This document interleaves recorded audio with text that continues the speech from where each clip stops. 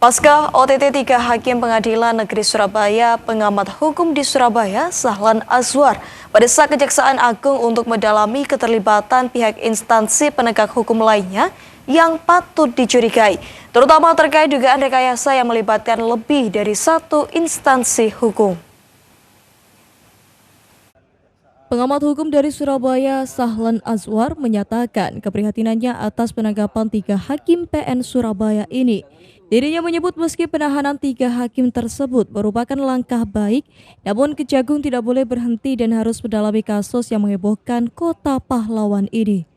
Menurutnya, sejak awal banyak kejanggalan dalam putusan bebas Ronald Tanur, padahal ada bukti dan korban meninggal akibat penganiayaan.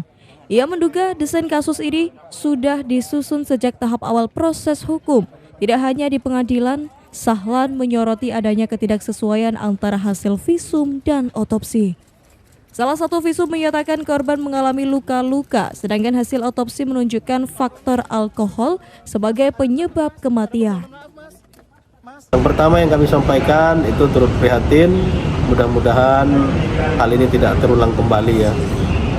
Yang kedua, kita memang sudah menduga dari awal kenapa proses ini begitu janggal ya. Kami sampaikan dari awal memang kenapa Ronald Tanur ini bisa bebas, padahal nyatanya ada orang yang meninggal. Nah ini perlu desain kasusnya itu bagaimana. Kami dari menduga sudah awal 3 hakim ini terlibat, itu yang pertama. Namun kami berkeyakinan bukan hanya 3 orang hakim ini saja. Karena kami melihat fakta-fakta hukum yang dihadirkan oleh kejaksaan maupun yang disidik oleh kepolisian itu agak sedikit berbeda, dimana contohnya hadir dalam persidangan hasil visum yang menyatakan meninggal karena alkohol. Ada juga hasil visum yang lain menyatakan ada luka-luka. Nah ini kan tidak berkesesuaian, dimana hasil visum menyatakan ada luka-luka dan dalam hasil otopsi menyatakan ada alkohol.